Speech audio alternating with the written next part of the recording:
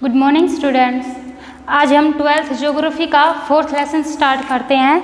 पिछली क्लास में हमने 3rd लेसन कंप्लीट किया था, आज हम 4th लेसन करेंगे। 4th लेसन है हमारा मानव विकास।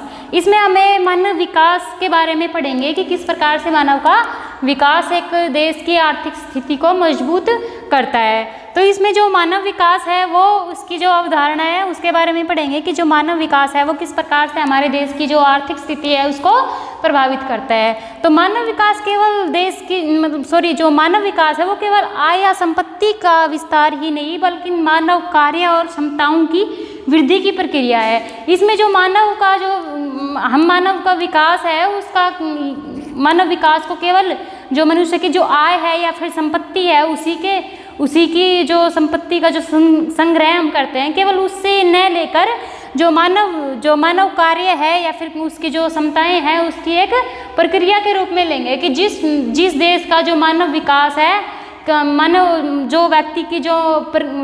व्यक्ति का कार्य करने की जो शक्ति है उससे जो उसका स्वास्थ्य है उससे है कि जिस देश का जो मानव स्वास्थ्य है वो ठीक होगा या फिर जिस देश की जो मानव विकास है वो उच्च होगा तो उस देश की जो आर्थिक स्थिति है वो भी ज़्यादा होगी। तो इसमें बताया गया है कि जो मानव विकास है वह केवल उसकी जो आय है या संपत्ति है वहीं तक ही सीमित नहीं है बल्कि इसके साथ साथ जो मानव का कार्य और जो कार्य करने की क्षमता की जो वृद्धि हो लगातार उसकी वृद्धि होती जा रही है उसकी एक प्रक्रिया है। तो आगे हमारा जो अगला पॉइंट है वो है मानव विकास के मूलभूत क्षेत्र कौन कौन से, कि जो मानव के जो मूलभूत क्षेत्र है या फिर आधारभूत क्षेत्र कौन कौन से है जो मानव विकास है उसके जो हमें जो योगदान मानव के जो विकास में जो महत्वपूर्ण योगदान देते हैं वो क्षेत्र या फिर उसके आधारभूत क्षेत्र कौन कौन से हैं। तो इसके 3 पॉइंट बताए हैं कि जो ये मानव विकास है उसके मूलभूत क्षेत्र 3 पॉइंट है उसके। पहला है हमारा स्वास्थ्य, दूसरा है शिक्षा, तीसरा है हमारा संसाधन तक पहुँच। तो इसमें जो स्वास्थ्य है उसमें बताया है कि जो मानव विकास है कि जो मानव का विकास जब मानव स्वास्थ्य होगा मनुष्य स्वस्थ होगा तभी तो वो अपना विकास कर सकता है। तो कि स्वास्थ्य शरीर से ही हम स्वस्थ देश की परिकल्पना कर सकते हैं। अगर मनुष्य स्वास्थ्य उसका ठीक नहीं रहेगा तो वह कुछ भी कार्य में उसका मन नहीं लगेगा, न ही वो अपना विकास कर सकता है और न ही देश का विकास करता है। उसकी सोच में भी नकारात्मकता आ जाती है, एक अस्वस्थ व्यक्ति की सोच में भी नकारात्मकता आ जाती है। तो सबसे मेन पॉइंट और सबसे पहला पॉइंट इसमें बताया गया है कि जो स्वास्थ्य है कि जो मानव का जो स्वास्थ्य है वो बहुत ही अहम रोल निभाता है कि जो मानव विकास या फिर जो उसका देश का जो आर्थिक विकास है उसमें जो मानव का जो स्वास्थ्य है वो ठीक रहेगा तो वह अपने विकास के जो क्षेत्र है उसमें लगातार परिश्रम करता रहेगा। अगला है हमारा शिक्षा, कि जो मानव विकास का जो आधारभूत या मूलभूत क्षेत्र है उसकी जो दूसरा पॉइंट है इसमें शिक्षा बताई गई है कि जो शिक्षा है वो बहुत ही अहम भूमिका निभाती है मानव विकास में। हमें देखा भी गया है कि जिस देश की जो शिक्षा का स्तर ऊंचा होगा तो उस देश का आर्थिक स्तर भी ऊंचा होता है और जिस देश का जो शिक्षा का स्तर निम्न स्तर होता है तो उस देश का आर्थिक स्तर है वो भी निम्न ही होता है। क्योंकि जो शिक्षा से ही हम जो हमारे जो अलग अलग प्रकार के जो संसाधन है या फिर जो भी हमारे उपकरण है उनकी खोज करते हैं या फिर उनका प्रयोग करते हैं, किस प्रकार से हमें उनका उपयोग करना चाहिए वो सारी चीज़ें हमें शिक्षा से ही मिलती है, शिक्षा से प्राप्त चलती है कि हमें उसके बारे में अच्छी प्रकार से शिक्षा होनी चाहिए या फिर किसी देश के जो लोग हैं वो उच्च शिक्षा ग्रहण करके ही अपने जो देश का जो आर्थिक विकास है वो कर सकते हैं। तीसरा है इसमें मानव संसाधन तक पहुँच की जो प्रत्येक हमारे जो संसाधन है हमारे जो प्राकृतिक संसाधन है उसका जो देश के जो प्रत्येक लोग हैं सभी लोग हैं उन तक उनका पहुँच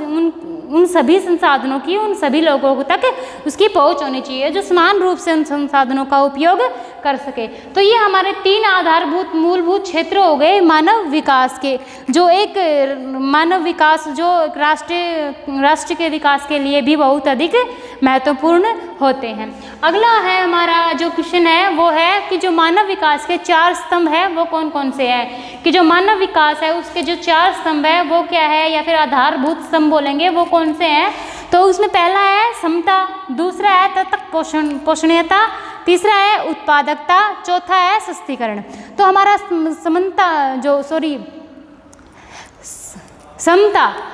समता होती है उसका हमें इसमें बताया गया जो समान रूप से इक्वल मतलब किसी भी हमें किसी भी अधिकार का या फिर बोलेंगे मानव संसाधन का कोई भी रूप हो उसका जो समान रूप से हमें उसका वहन करना चाहिए। हमें जाति पाति धर्म लिंग के आधार पर किसी प्रकार का भी भेदभाव नहीं करना चाहिए। हमारा जो संविधान है उसके अनुच्छेद तो 14 से 18 में भी ये हमारे प्रावधान हमें दिए गए हैं। समानता का अधिकार हमें मिला हुआ है कि सभी लोगों को समान रूप से सभी लोगों को समान अधिकार मिले हुए हैं, उनको किसी भी प्रकार से भेदभाव नहीं किया जा सकता। लेकिन फिर भी हमें कभी कभी है कि जो है वो असमानता का व्यवहार देखने को मिल जाता है। लेकिन जो हमारे संविधान में भी समानता का अधिकार बताया गया कि जो मानव विकास है उसके जो 4 आधार स्तंभ है उसमें जो फर्स्ट पॉइंट है वो समानता है। समता है कि जो हमें समान लोगों को समान रूप से जो भी हमारे संसाधन है, प्राकृतिक संसाधन है या फिर स्वास्थ्य के जो संसाधन है जो हमें मिलने चाहिए, या फिर जो चिकित्सा वगैरह की है, शिक्षा के समान रूप से हमें शिक्षा जो भी अधिकार है वो जो भी अधिकार हमें दिए गए हैं वो सभी का समान रूप से लागू होना चाहिए। दूसरा है सतत पोषणीयता। जो हमारे इस पोषणीयता से मतलब क्या है कि निर्वाह करने का तरीका, कि जो भी हमें निर्वाह करेंगे वो सतत पोषणीयता से करेंगे, कि जिन भी संसाधनों का हम प्रयोग कर रहे हैं उसका समान रूप से समान लोगों को अधिकार होना चाहिए उसका प्रयोग करने का। कि जो ये नहीं होना चाहिए कि जो हमारे प्राकृतिक जो संसाधन है जो बहुमूल्य है, अमूल्य है हमारे लिए, उनका हम अंधाधुंध उपयोग करते रहे, लेकिन जो हमारे आने वाली जो पीढ़ी है, भावी पीढ़ी है, उनके लिए वो संसाधन बचे ही ना। तो इस प्रकार से नहीं होना चाहिए। जो उनका उपयोग है वो पोषणीयता से आधार पर होना चाहिए, समान रूप से हमें उनका निर्वहन करना चाहिए। अगला है हमारा उत्पादकता। तो इसमें दिया गया है जो मानव विकास है उसमें जो उत्पादन के जो तरीके हैं वो नए उत्पादन के जो तरीके हैं वो ढूंढने चाहिए, कि जिससे हमारे देश का जो उत्पादकता जो क्षमता है वो अधिक हो,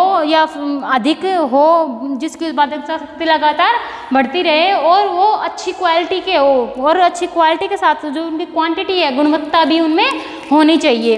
अगला है सस्तीकरण, की जो भी हमें अधिकार मिले हैं उनको जो प्रयोग है वो किसी भी लिंग आधार या विशेष के आधार पर नहीं होना चाहिए, सबको उनको समान रूप से उपयोग करने का अधिकार मिलना चाहिए। विशेषकर इसमें बताया है कि जो महिलाओं को अधिकार है वो सशक्तिकरण का अधिकार होना चाहिए, कि उन्हें समानता का अधिकार होना चाहिए।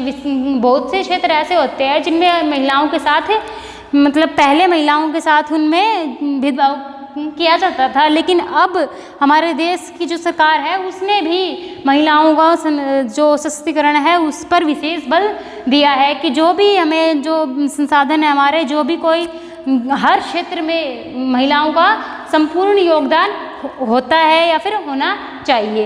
अगला हमारा क्वेश्चन है कि जो देश का जो आर्थिक विकास है उसका क्या महत्व है। ये महत्व लिखो कि जो देश का आर्थिक विकास है उसमें मानव का क्या महत्व होता है। तो इसमें हमारे 3 पॉइंट्स बताए गए हैं कि जो देश का जो आर्थिक विकास होता है वो मानव विकास में बहुत अधिक उसका महत्व होता है, क्योंकि प्रत्येक व्यक्ति के विकास से ही देश का विकास होता है। ये नहीं है कि एक विशेष वर्ग का विकास हो गया तो मान लो देश का विकास हो गया, नहीं, हर एक व्यक्ति के विकास से ही देश का विकास होता है। तो इसमें बताया गया है कि मानव विकास है राष्ट्रीय आय या प्रति व्यक्ति आय से वृद्धि की जा सकती है, कि देश का जो आर्थिक विकास है उसको मानव विकास किस प्रकार से या फिर किस प्रकार से वो महत्व होता है मानव विकास। तो इसमें बताया गया है कि मानवीय विकास से राष्ट्रीय आय या प्रति व्यक्ति आय में वृद्धि की जा सकती है। अगला है उत्पादन की नई तकनीकियों का अवसर, कि जो भी हमें जो उत्पादन की जो प्रक्रिया है, उत्पादन के जो क्षेत्र है, उसकी जो तकनीकी है उसमें हम परिवर्तन करें। वो जो प्राचीन काल से जो भी तकनीकी चली आ रही है उसमें परिवर्तन करें। कोई नई नई तकनीकियों का उपयोग करके जो उत्पादन की जो क्षमता है उसे बढ़ाएं और उसकी जो क्वालिटी है और क्वांटिटी है उनमें दोनों में ही उनमें वृद्धि करें और उसके जो नई नई तकनीकी है उसका आविष्कार करें। अगला पॉइंट है हमारा देश के प्राकृतिक संसाधनों को सकुशल प्रयोग। अब देश के जो लोग हैं वो स्वस्थ होंगे, शिक्षित होंगे और उनकी जो उत्पादन शक्ति है वो ज़्यादा होगी, तो देश के जो लोग हैं उसका जो उपयोग है वो अच्छे ढंग से कर पाएंगे। कि जब हमें ये पता चल जाएगा कि हाँ इसमें इस मतलब उत्पादक की ये मतलब जो भी उत्पादन हमारा उत्पादन हो रहा है उसका हम अच्छे से उपयोग किस प्रकार करें, उस उत्पादन की जो शिक्षा है वो हमें मिल जाती है कि ये प्राप्त मतलब ये हो जाता है कि हाँ इसको इस क्षेत्र में हम इसका उपयोग कर सकते हैं, तो उसका उपयोग अच्छे से किया जा सकता है देश की उन्नति के लिए। तो ये पॉइंट हो गए हमारे मानव विकास मतलब देश का विकास, मानव विकास का महत्व क्यों है, ये है उसके पॉइंट्स। 3 पॉइंट्स है कि जो मानवीय विकास है वो राष्ट्रीय आय या प्रति व्यक्ति आय में वृद्धि की जा सकती है। दूसरा है उत्पादन की नए नए तरीकों या आविष्कारों का मतलब तकनीकियों का आविष्कार किया जा सकता है। और अगला है देश की प्राकृतिक संसाधनों को सकुशल उपयोग में लाया जा सकता है। तो ये हमारे पॉइंट्स हो गए हैं। ये हमारे आज का लिए इतना ही हो गया है कि जो भी हमें जो विकास है उसके बारे में हमें बताया है, और विकास के जो मूलभूत क्षेत्र है 3 क्षेत्र है उसके बारे में हमने पढ़ा, और मानव के जो 4 आधारभूत स्तंभ है उनके बारे में। और अगला है हमारा मानवीय विकास का जो महत्व है वो क्या क्या महत्व होते हैं कि एक देश की आर्थिक स्थिति के लिए मानव विकास किस प्रकार से जरूरी होता है, किस प्रकार से एक मानव विकास देश के विकास में देश के विकास के लिए अग्रसर हो सकता है। तो ये हमारे कुछ पॉइंट है इसके लिए, इस क्वेश्चन के लिए। आज के लिए इतना ही। अगले वीडियो में हम पढ़ेंगे मानव विकास का अगला पार्ट। Thank you.